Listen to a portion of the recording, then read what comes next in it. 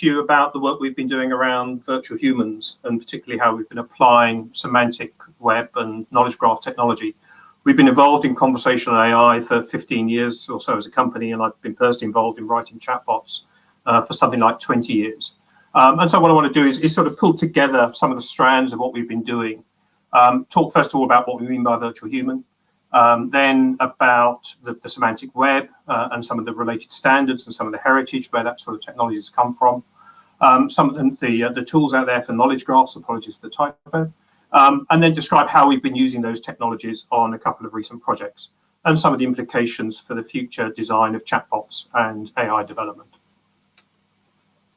So the first question is what do we mean by virtual human? And needless to say, everybody has sort of their own definition of what that is. Sometimes they're being talked about as digital humans. Certainly in the keynote this morning, that was the phrase that was being used. And as you'll see from these, some of these are technologies which are here and now. A lot of them are media representations of what a virtual human might be like. But for me, it's about trying to create a computer application that has some semblance of being human. And that's not just in how it looks. It's also in how it converses, how it interacts, and how it behaves. So it's trying to be a little bit more sort of precise about what we're talking about. We found this graph has been quite useful. And what we've got on the bottom axis is the complexity of the technology that's driving the virtual human or driving the system. And from sort of relatively simple algorithms to more complex algorithms such as machine learning type technologies, and then potentially in the future into things like artificial general intelligence, and possibly one day into things like artificial sentience. But then up the other dimension, we've got actually how this application is presenting itself. So is it presenting itself just as a computer application? It's a spreadsheet, it's a word processor. Or is it trying to present itself as something that's very human? And on the right-hand side there, you've got sort of the domain of science fiction AI. Things like Cylons and replicants, C3PO, Skynet, HAL, all those sorts of things we sort of know and love. And then there's quite a big gulf between that and where we are at the moment, and what you might term marketing AI, with systems which are reliant on complex algorithms, but nowhere near as complex as might be required to get to the level that we talk about when we talk about science fiction AI. And as you see from where we operate principally, is with relatively complex algorithms, but we're certainly not dealing with the most advanced algorithms. We're actually often quite using relatively simple algorithms. What we're interested in, though, is how much we can do with those algorithms in order to create things which seem relatively human. And the second thing this chart gives us is quite a nice sort of set of challenges, which if we're thinking about creating a virtual human, what the sort of the challenges are going forwards. The first challenge is a relatively serious one, but it's probably achievable. And it's about sort of crossing this thing called uncanny valley, so creating bots that actually look and sound human, creating some sense of emotionality into them, so they're not just reading stuff in a very mechanical voice. And also actual natural language generation. We think natural language understanding, there's a lot of attention being paid to that.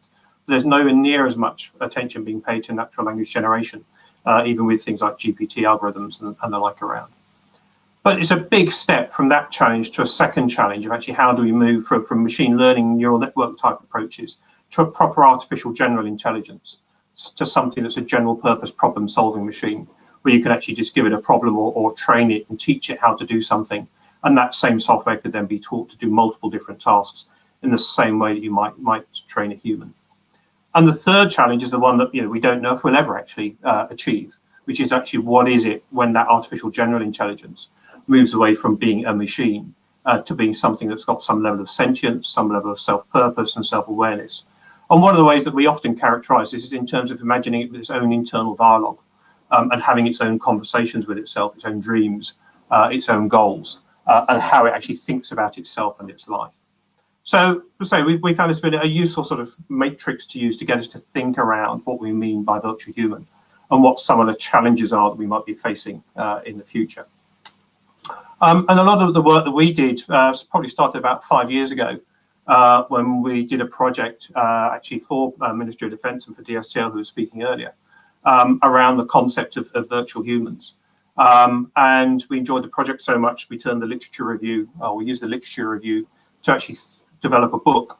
So we actually ended up with quite a nice book on virtual humans, looking at all the underlying technologies which are mapped out by that diagram, and really assessing the state of the art on each of those technologies, and then going on in the second half to think more broadly about some of the impacts that such virtual humans might have in different areas such as education, thinking about some of the ethical issues, and also looking at areas around digital immortality, which I'll touch on later on. So coming down a little bit more down to earth, when we talk about the semantic web, it has its roots in a paper written by Tim Berners-Lee. And it's the idea that everything in the world would have a unique identifier, a URI, and that you would be able to relate things to other things. And you would then have what are called ontologies to actually provide structure to those relationships, providing classes of things and superclasses of things.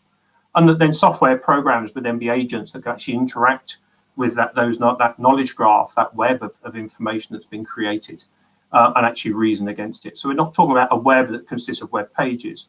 We're talking about a graph or a network that consists of things that exist, or things that you might want to talk about or reason about. And just to sort of explain that sort of quite simply, at the heart of the semantic web is this idea of a semantic triple, which is basically the atomic unit of knowledge or information. And that consists of three elements: a subject, so chair, Sky, Daden, David Burden; a predicate or a relationship, sometimes called a verb, so made of, has color, has email, owns; and then either another object entity such as wood, or color blue, or an email address, or Daden, or it could actually be a property like a text or a data or a number. So the idea is that if we actually start to represent everything that we want to talk about through a conversational AI, or have an AI reason against, if we represent it as these triples, then what we begin to do, just by creating those different linkages between different things, is we start to create these knowledge graphs. And then from those knowledge graphs, we can then start to derive a lot of understanding of what is actually going on. And I'll talk about some of the ways in which we do that as we go through. And the semantic web didn't sort of appear out of nowhere.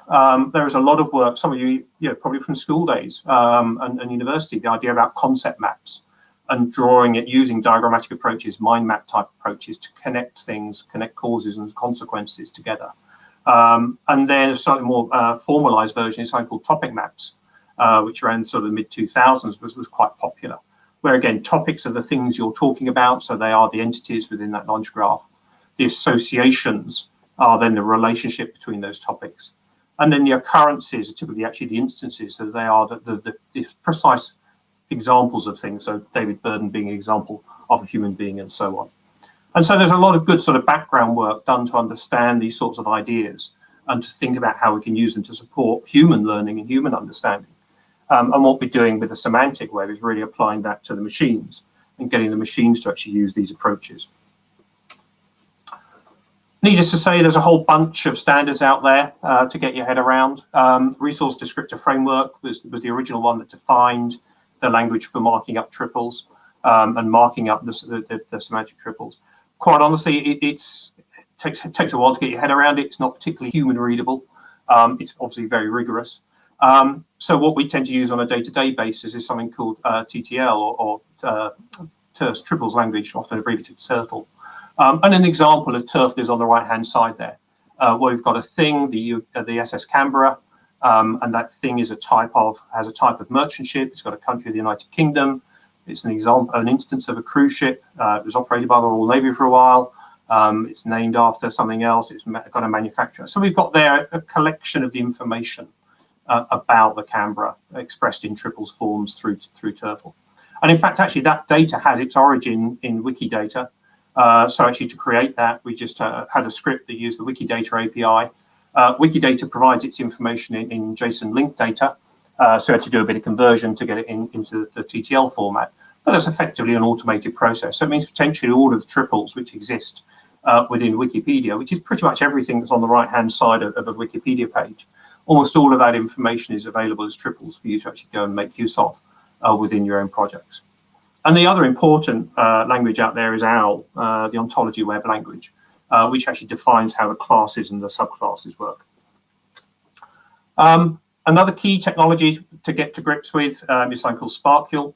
And that's an SQL-like language to actually query these knowledge graphs and these triple spaces that you start to create. And as you see, if you're familiar with SQL, you can probably sort of make sense of what this Sparkle query is saying. It's looking to select a sighting ID, a latitude and a longitude, and it's looking for a situation where something has an ID or something is a part of a task force, where it's a particular vessel, and it has particular sorts of armaments on it, and then extract out the latitude and longitude.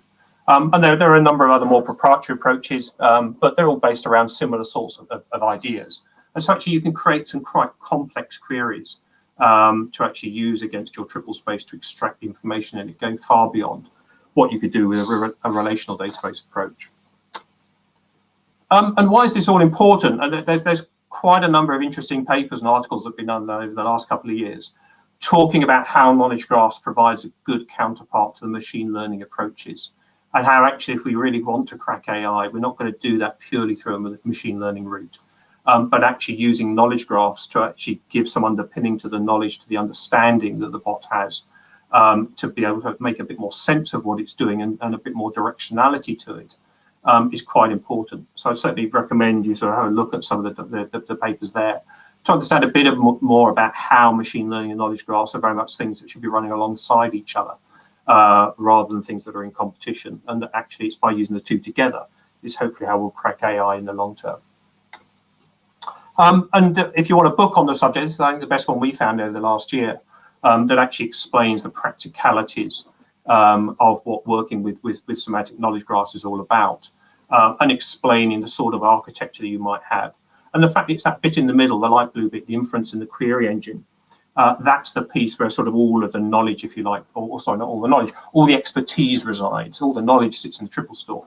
But it's that inference and query engine that's actually able to make the queries for you against that information, and then provide that back to your application in a sensible way. And you can see there you've got converters and scrapers that can actually populate that triple store from other applications, you know, as I've said, from things like Wikipedia, Wikidata, and also ways of exchanging that data with bringing triples files from other sources. And that's the sort of overall architecture that you'd like to achieve. In terms of the tools out there that you can play with, and most of these you can certainly download, that they're either open source or there's free or community versions around, so you can download them and get going with them straight away. We started off with Apache, the Jena and Fezeki framework, which gives you a very basic way of storing and managing triples. But I think you fairly quickly find the limits of that, certainly we did. Protege is quite a powerful tool for desktop analysis. So it's not the sort of thing you'd write an application with, but if you've got a huge bunch of triples and you just want to run some queries against them, or you want to do some inferencing against them, Protege is a very good tool for that. The diagram top right is coming out of Protege. Neo4j is probably one of the most feature-rich systems out there. It is proprietary, although you can use RDF standards. They've got their own sort of in-house standards, which you're encouraged to use. But it does generate some really nice graphs, and it does scale to an incredible degree, and is probably the most robust of the ones we've looked at. You've also got things like Graken and BlazeGraph and Janus Graph out there as well, which are other tools that are worth exploring for building your own knowledge graph-based applications. And the sort of things to think about are the ease of getting data into these systems, the sort of visualization tools, because you're going to have tens, hundreds of thousands of triples in there, so you can't really understand what's in there just by looking at a tabular list. You really need something that will give you a good visual understanding of what's in there. This idea of asserted and inferred triples. So asserted triples are the ones that you create, but if the software has an ontology, it should then be able to understand which inferred triples it can create based on the context it's got. And then it should have the ability to reason. So things like spatial reasoning, working out how far apart two particular entities might be at any particular time, or looking at things like social graph connectivity. So there's a number of factors there to think about when you're sort of selecting a social graph tool for a particular project.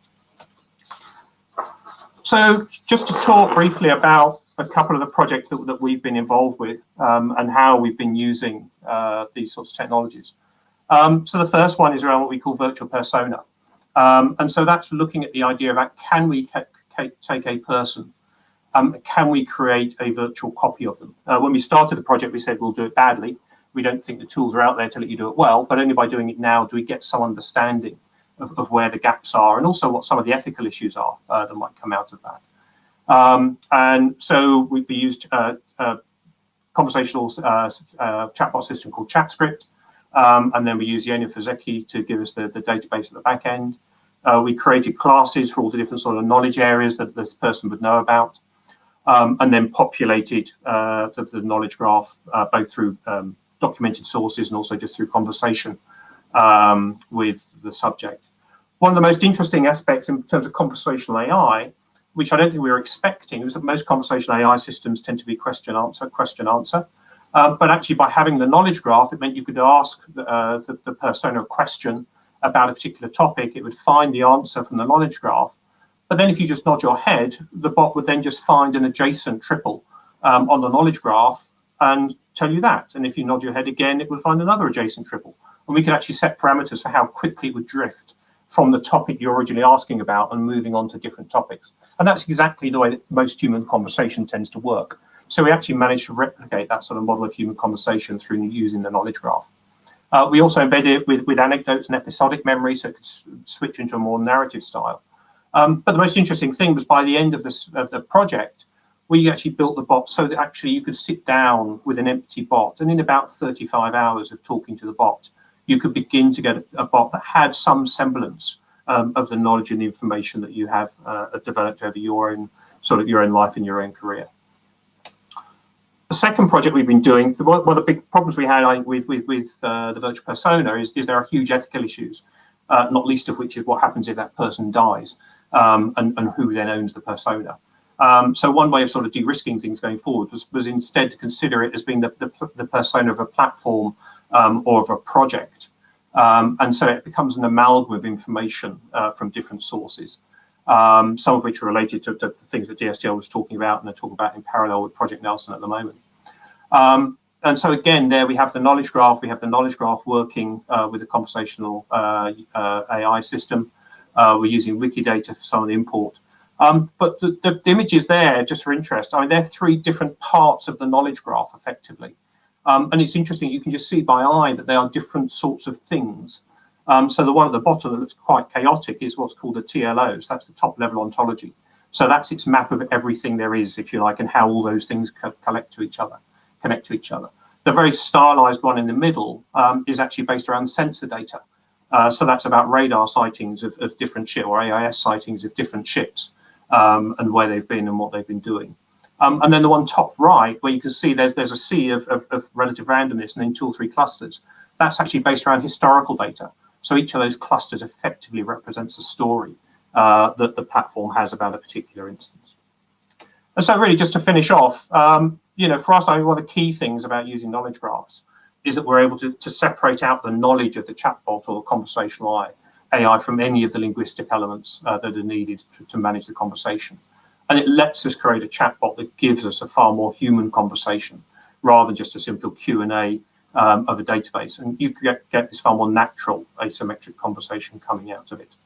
And I think it's important to note there are some really good work being done at the moment about looking at how we can take machine learning approaches and apply those both to actually analysing the knowledge graph, so as to identify some of the patterns I showed you on the previous slide, but also how actually we can get quite a good mapping between the sort of language you talk about in machine learning and NLP, so talking about entities and intents, and actually map those onto the components on the knowledge graph as well.